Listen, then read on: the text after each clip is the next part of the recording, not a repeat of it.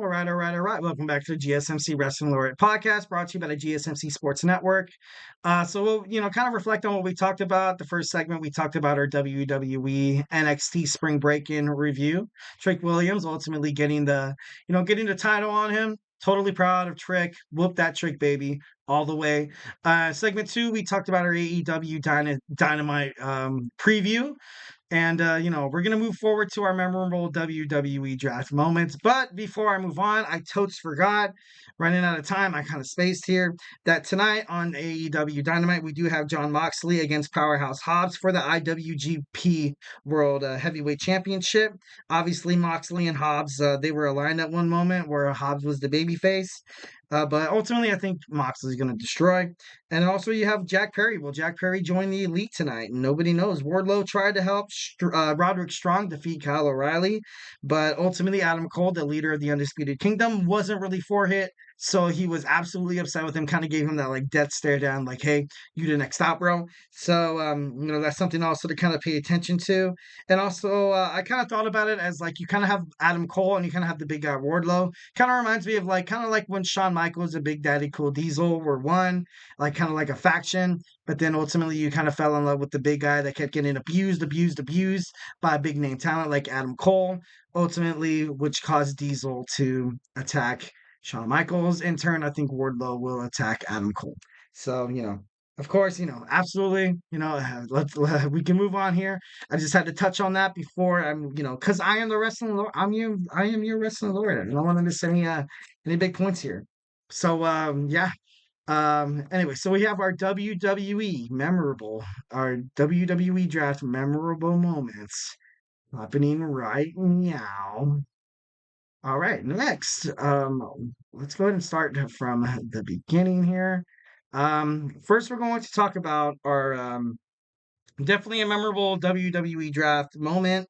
Has to be 2002, where Ric Flair, as the drafting manager for Monday Night Raw, ultimately drafted the NWO as a whole. The NWO was kind of not, kind of like decadently not fresh off the boat in terms of WCW. To be honest, you kind of have the bootleg NWO, which I kind of like to phrase. And I'm not trying to dig on any of those superstars that were part of that. Obviously, you had two of the main guys, Kevin Nash, Scott Hall. You didn't have your Hollywood of Hulk Hogan, which was ultimately kind of like the leader. And when the moment Hulk Hogan kind of went face and didn't join the NWO, it was kind of like a little weird thing to kind of grasp. But ultimately, they had new superstars join. Obviously, Nash,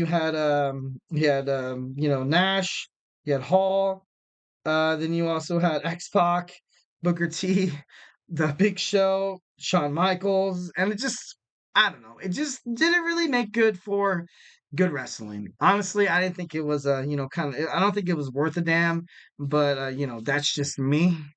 And because I'm an old school NWO guy, we did the WWE factions kind of list. I want to say like a week ago, 2 weeks ago, and these guys won my factions list. These guys were the best WWE faction, the best WCW faction, and they just, they were so they were like the role model. They were like the role model to what you see the Judgment Day being today, the No Quarter Catch Crew on NXT. You also see just numbers and numbers and numbers of stables that go through this thing where they just wreak havoc all over the promotion and just kick ass and take names. So, ultimately pretty cool. Next we have our 2008 um 2008 WWE Draft. This was kind of like this kind of has a lot to kind of go into it.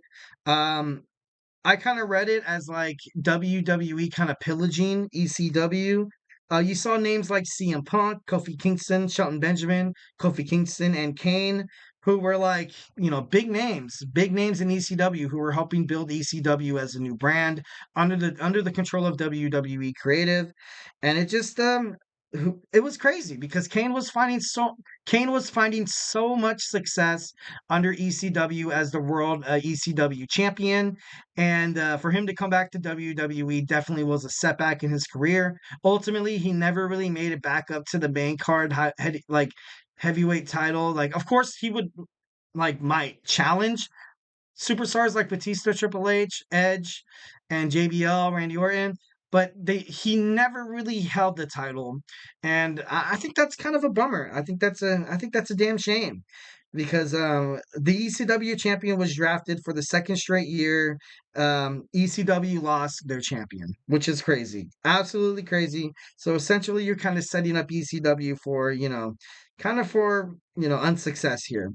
You had then you also had the GMs for ECW. You kind of have to think about it. You had Paul Heyman, which was good. You had Armando Estrada and Teddy Long.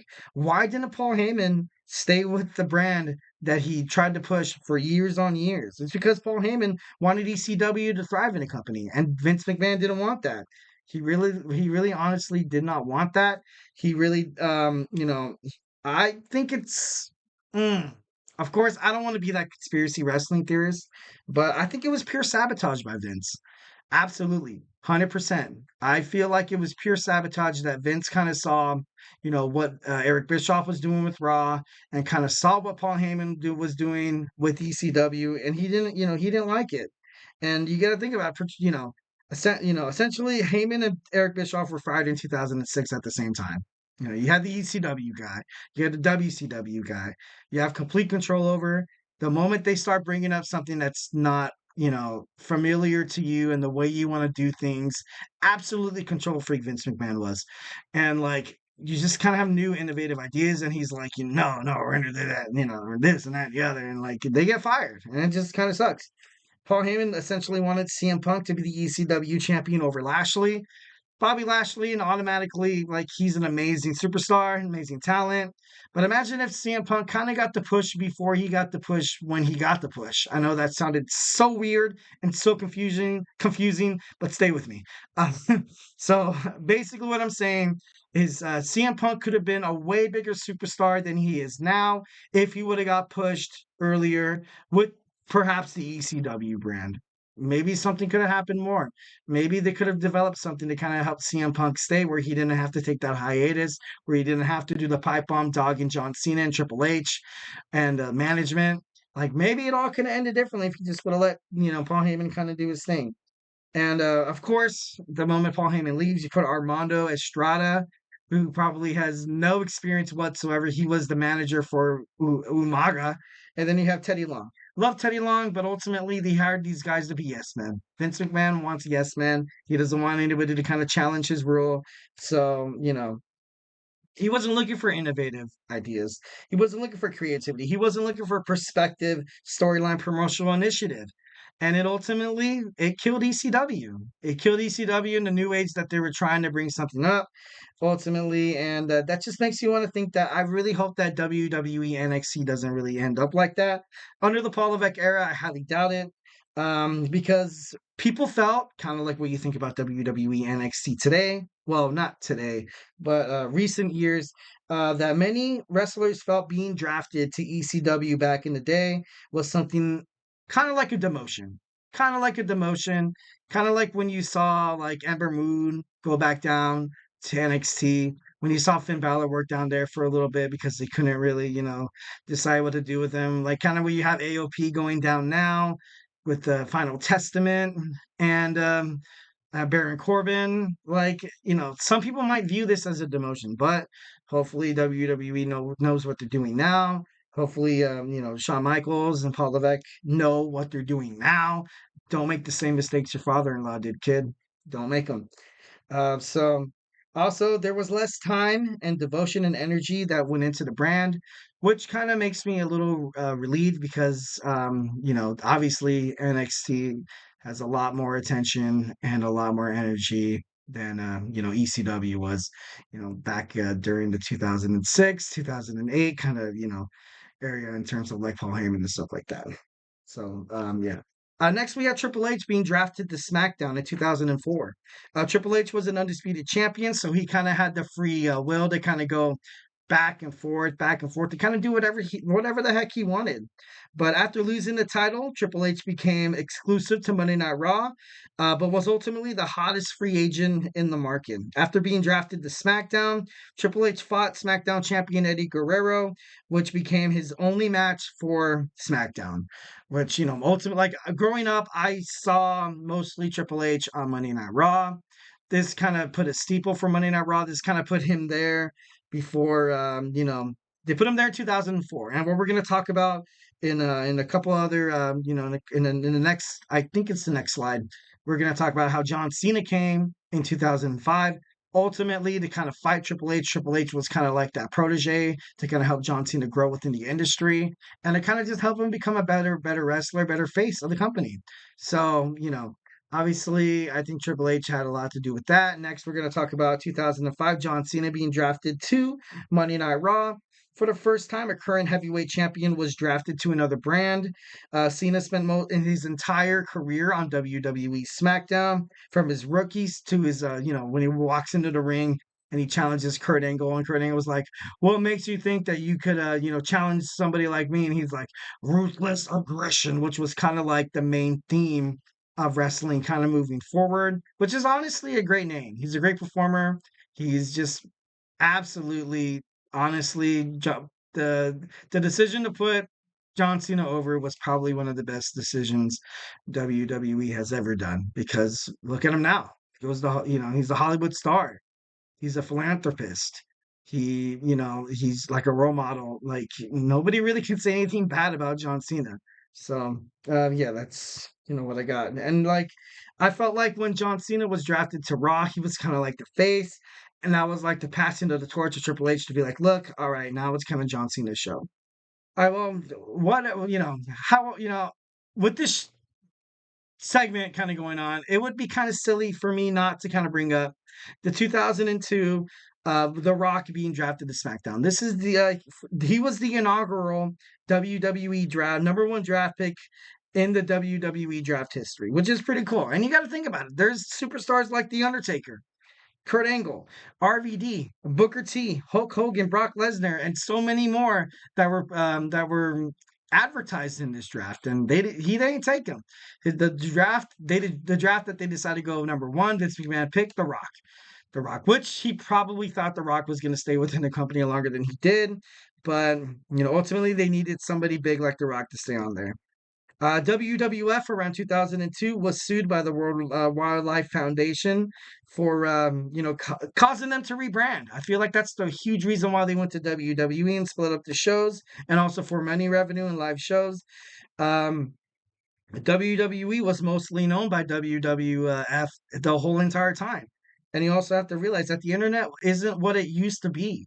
The internet, now you can kind of type something like WWF, and you'll see like pandas and bears hugging, or whatever the Wildlife Foundation's about. And you're like, wait a minute, this isn't wrestling. What happened? Where do they go? Nowadays in modern day internet, they're like, oh, did you mean WWE?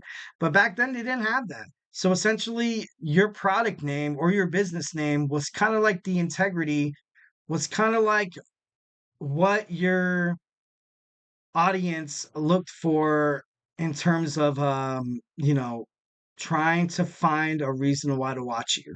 I know that sounds a little confusing, but like back then you didn't have the internet. The internet, you didn't have specific words or phrases to kind of help you find out what the hell you're trying to look for in the first place. Back then they were like, all right, we basically lost all of our name. We got to kind of start from scratch here. WWE splitting it into brands. I think that, obviously that is now proved to kind of be like a money idea by Vince McMahon, but ultimately I think the way it kind of brought up was, kind of bad. So, yeah.